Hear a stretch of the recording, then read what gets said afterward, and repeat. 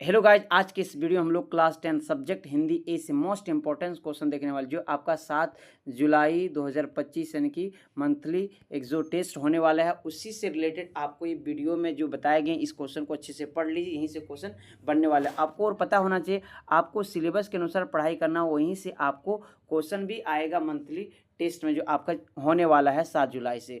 By the way, हम लोग सबसे फर्स्ट में गद्यांश को पढ़ते हैं। गद्यांश को पढ़ने के बाद आपको आंसर भी खोजना है, तो निम्नलिखित गद्यांश को पढ़कर नीचे दिए गए प्रश्न का उत्तर दीजिए। तो सबसे पहले देखिए, मानव के जीवन का आरोग्य आरोग्य मतलब रोग के बिना एक अति महत्व है। यानी कि हम लोग को देखो, जीवन में अगर रोग नहीं है तो बहुत अच्छा है, अगर रोग रहेगा तो पता है हमेशा परेशान रहेंगे, ज़्यादा आप तरक्की नहीं कर सकते हैं, अपने देश के लिए भी नहीं कर सकते, खुद के परिवार के लिए भी नहीं कर सकते हैं। एक मानव का जीवन तभी सुखी मान सकते हैं जब उसके कोई रोग ना हो। यानी कि सुखी मान सकते हैं जब उसका कोई रोग ना हो, वह पूरी तरह निरोग हो। तो एक कहावत है ना, health is wealth. By the way, आप सुने होंगे, जिस मानव का कोई रोग नहीं होता है वही पुरुषार्थ कर सकता है। रोग युक्त मानव शक्तिहीन, लाइक क्या बोला है, रोग मानव के शरीर और मानसिक रूप से शक्तिहीन कर देते हैं, कि बीमारी कमजोर कर देते हैं हम लोग बॉडी को। अतः रोग प्रत्येक मानव का मूल धर्म होता है वह अपने शरीर को निरोग बनाए रखे। यानी कि सबका एक धर्म है, एक आप जरूरी चीज़ मान लीजिए कि हम लोग का शरीर को बचाना अति आवश्यक है। बाय द वे, आगे देखिए लिखा है, अब अतः प्रत्येक मानव को शरीर को निरोगी बनाए रखने के लिए प्रतिदिन प्राणायाम और व्यायाम करना चाहिए। यहाँ पर देखिए आपको जो बोला है ना, यहीं से क्वेश्चन बनने वाले, आप आराम से खाली आप क्वेश्चन को देखिए। फर्स्ट क्वेश्चन क्या पूछा है, उसी के अनुसार आपको हम यहीं पर आंसर दिखाएंगे। प्रश्न 1 में पूछा है, उपर्युक्त गद्यांश का शीर्षक क्या है। गद्यांश में क्या बोला है, आरोग्य का महत्व बोला है, तो इसका हो जाएगा आरोग्य का महत्व। यहाँ पर आप आंसर भी देख सकते हैं, हम यहाँ पर है ना पिन लाइक टेक्स्ट कर दिए आंसर। ठीक है, हो सकता है कि यही गद्यांश मिल जाए एग्जाम में, हो सकता है इसी से रिलेटेड गद्यांश, अदर गद्यांश देखने को मिलेगी एग्जाम में। ठीक है, आपको घबराना नहीं, पहले पढ़ना है फिर जवाब देना है। क्वेश्चन नंबर 2 में देखिए क्या पूछे। क्वेश्चन नंबर 2 में, मानव शरीर को निरोगी कैसे रख सकते हैं। तो यहाँ पर देखिए कैसे रख सकते हैं, प्राणायाम और व्यायाम करके। हर दिन हम लोग क्या करेंगे, प्राणायाम और व्यायाम करके हम लोग स्वस्थ रख सकते हैं। 2 नंबर का आंसर भी देख सकते हैं। यहाँ पर देखिए क्या लिखा है, 2 नंबर का आंसर देखिए, मानव शरीर को प्रतिदिन व्यायाम प्राणायाम करके निरोग कर सकते हैं। यहाँ पर 2 नंबर क्वेश्चन है, 2 नंबर आंसर है। सभी क्वेश्चन का आंसर यहीं से मिलने वाला है, इसी गद्यांश के अंदर। क्वेश्चन नंबर 3 में पूछा, लाइक देखो क्वेश्चन नंबर 3 में सब कोई देख सकते हैं, लाइक यहाँ पर उपयुक्त गद्यांश का सारांश अपने शब्दों में लिखने बोला है, अपने शब्दों में लिखने बोला इस गद्यांश से। तो हम लोग यहाँ से उठा लेंगे गद्यांश, आप यहाँ से आराम से देखिए, रोग युक्त मानव में शक्तिहीन होती है, रोग को मानव शरीर को मानसिक रूप से शक्तिहीन कर देते हैं। अतः प्रत्येक दिन क्या करना चाहिए, यानी कि हम लोग को एक मूल धर्म मानना चाहिए अपने शरीर को निरोगी रखने के लिए, यानी कि बचाने के लिए। अब बिल्कुल आराम से इसको लिख सकते हैं, वहीं पर हम पिनअप के। हो सकता है कि क्वेश्चन अलग पूछे, ऑप्शन देगा तो वहाँ से इसके अनुसार आप जवाब देंगे। बाय द वे, अब हम लोग किताबी का क्वेश्चन देखते हैं, यानी कि किताब से जो क्वेश्चन पूछने वाला है। बिना लेट के हम लोग क्वेश्चन नंबर फर्स्ट देखें, नेताजी का मूर्ति किससे बनी थी। तो नेताजी की मूर्ति किससे बनी थी, आपको स्टोरी पढ़ाया गया था, संगमरमर की बनी थी। नेक्स्ट क्वेश्चन की ओर बिना लेट के सभी बच्चे मूव कीजिए। क्वेश्चन नंबर 2 में देखिए पूछा, लाइक पहली बार कस्बे से गुजरने पर हवलदार मूर्ति पर क्या देखकर चौंक गए थे। पता है, चश्मा देखकर चौंक गए थे, कि मूर्ति 2 फुट का बना हुआ, चौक में लगाए हुए सुभाष चंद्र बोस का है ना, और बिल्कुल सब कुछ ठीक ठाक है, चश्मे की कमी है। तो किसी ने लग रहा है कि चश्मा, ओरिजिनल चश्मा पहना दिया, तो वही देख करके चौंक जाते हैं। और पान खाने के लिए वहाँ पर अक्सर रुका करते थे, है ना। पान वाला कैसा था, काला मोटा खुशमिजाज आदमी, खुशमिजाज आदमी, बिल्कुल, है ना। क्वेश्चन नंबर 3 पे आ जाए इसमें बच्चे। क्वेश्चन नंबर 3 में बोला है, लाइक कस्बे से जाने के बाद भी हवलदार साहब किसके बारे में सोच रहे थे। तो आपको नीचे कमेंट बॉक्स बताना किसके बारे में सोच रहे हैं, पान वाले, चश्मे वाले, मूर्ति, कस्बे के बारे में। तो गौ नंबर होगा, मूर्ति के बारे में सोच रहे थे। क्वेश्चन नंबर 4 पे आ जाइए। क्वेश्चन नंबर 4 में पूछा है, नेताजी के बगैर चश्मे वाली मूर्ति किसे बुरी लगती थी। तो बिल्कुल किसे बुरी लगती थी, ये आपको हो जाएगा पान बेचने वाले, चश्मा बेचने वाले। इसका नाम क्या था, नीचे कमेंट बॉक्स में आपको जवाब देना है। अगर आप स्टोरी पढ़ेंगे तो कैप्टन, इसका नाम क्या था, कैप्टन था। तो ऑप्शन नंबर 4 इसका राइट आंसर हो जाएगा। 5 नंबर में सभी बच्चे आ जाए। 5 नंबर में क्या पूछा, लाइक लोग चश्मे वाले को किस नाम से बुलाते थे, कैप्टन के नाम से बुलाते थे। आपको स्टोरी बिल्कुल पढ़ाया गया था। नेताजी के मूर्ति चौक में बनाए गए थे, और कितने फुट के थे, 2 फुट के संगमरमर के बने थे। मोतीलाल ने बनाए थे, यानी कि जो ड्राइंग मास्टर थे स्कूल में, पैसे की कमी की वजह से मूर्ति बनने में लेट लग गया था। चश्मा ओरिजिनल नहीं था, चश्मा वाले बेचने वाले का नाम था कैप्टन, उसी ने चश्मा बदल देते थे। ठीक है, by the way question number 6 पे सभी बच्चे आ जाए। क्वेश्चन नंबर 6 में लाइक क्या बोला है, कि एक बार कस्बे से गुजरते समय हवलदार की मूर्ति में क्या अंतर दिखाई दिया।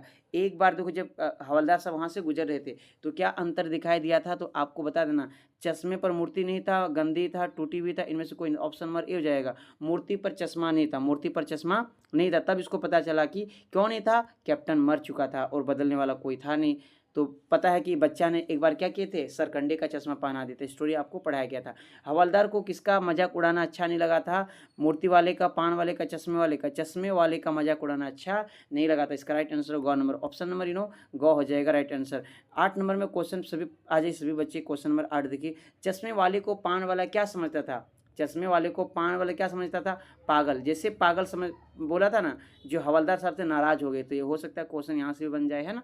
अगला क्वेश्चन पूछेंगे नेताजी की मूर्ति की ऊंचाई कितनी थी, अभी जस्ट बताया 2 फुट। जितने बच्चे ने 2 फुट नीचे कमेंट बॉक्स में बताया, आप बिल्कुल सही जवाब देंगे। क्वेश्चन नंबर नेक्स्ट पे आ जाइए। हाँ, क्वेश्चन नंबर 10 पे एंट्री कीजिए सभी बच्चे। किसे देखकर हवलदार के चेहरे पर कौतुक भरी मुस्कान फैल गई, यानी कि आश्चर्यजनक मुस्कान फैल गई। तो आपको पता है, पान वाले को, बच्चे वाले को, मूर्ति के चेहरे को देखकर इनमें से कोई नहीं, किससे देखकर हवलदार के चेहरे पर कौतुकरी मुस्कान फैल गई। तो आपको नीचे कमेंट बॉक्स में जल्दी से मूर्ति के चेहरे को देखकर, ऑप्शन नंबर गौ राइट आंसर हो जाएगा। 11 नंबर में देखिए, हवलदार साहब को किस बात को दुख हुआ, हवलदार साहब को किस बात का दुख हुआ, बिल्कुल दुनिया स्वार्थी, यानी कि देखो, नेताजी की मूर्ति को देखकर, पान वाले को देखकर, इनमें से कोई नहीं, दुनिया के स्वार्थी स्वभाव, दुनिया के स्वार्थी स्वभाव को देखकर क्या हुए, यानी कि इसको दुख होते हैं कि दुनिया के स्वार्थी स्वभाव को देखकर, option number A right answer हो जाएगा। लाइक 12 नंबर पे सभी बच्चे आ जाइए। चश्मे वाले के प्रति पान वाले का मन में कैसा भाव थी, घृणा थी, उत्साह थी, उपेक्षा थी, इनमें से कोई नहीं। तो चश्मा वाले के प्रति पान वाले के बारे में क्या थी, आपको नीचे कमेंट बॉक्स में इसका राइट आंसर होगा, है ना, उपेक्षा होगी। इससे भी गौ नंबर राइट आंसर हो जाएगा। 13 नंबर में देखिए, हवलदार साहब का स्वभाव कैसा था, हवलदार साहब का स्वभाव कैसा था, हवलदार साहब का स्वभाव कैसा था, देशभक्ति का था। ऑप्शन नंबर गौ बिल्कुल सही हो जाएगा, देशभक्ति का था। ठीक है, ऑप्शन नंबर गौ जितने बच्चों ने सही जवाब दिए। नेताजी की मूर्ति पर सरकंडे का चश्मा किसने पहनाया था, आपको पहले बता दें, किसी बच्चे ने पहना दी। तो ऑप्शन नंबर गौ इज द राइट आंसर हो जाएगा। किस चीज़ के बने थे, संगमरमर के बने थे, बिल्कुल, है ना। आपको पता है, हवलदार साहब नगर निगम के काम के सिलसिले में आया करते थे, है ना। आपको स्टोरी पढ़ाया गया। तो नेताजी का पाठ का लेखक का नाम है सोनी प्रकाश, सोनी प्रकाश। आपको नीचे कमेंट बॉक्स में बता देना है। अब सब्जेक्टिव क्वेश्चन यहाँ से देख सकते हैं, थोड़ा कुछ क्वेश्चन रैंडमली हम उठा दिए हैं। सेनानी ना होते हुए भी चश्मे वाले को लोग कैप्टन क्यों कहते थे, कैप्टन क्यों कहते थे, वो सेनानी में ना होते हुए भी, तो सेनानी ना होते हुए भी लोगों ने चश्मे वाले कैप्टन इसलिए कहते थे क्योंकि उनके अंदर अपने देश के लिए देशभक्ति कूट कूट कर भरी थी। जिस कारण से कहते थे, ऑब्वियसली है कि नहीं गए थे, लेकिन देश के प्रति उसका बहुत अच्छे, है ना। क्या देख सकते हैं कि नेताजी की हमेशा चश्मा पहनते थे। इसका मूर्ति जब बना चश्मा नहीं था, तो कितना समझदार कि चश्मा पहना दिया।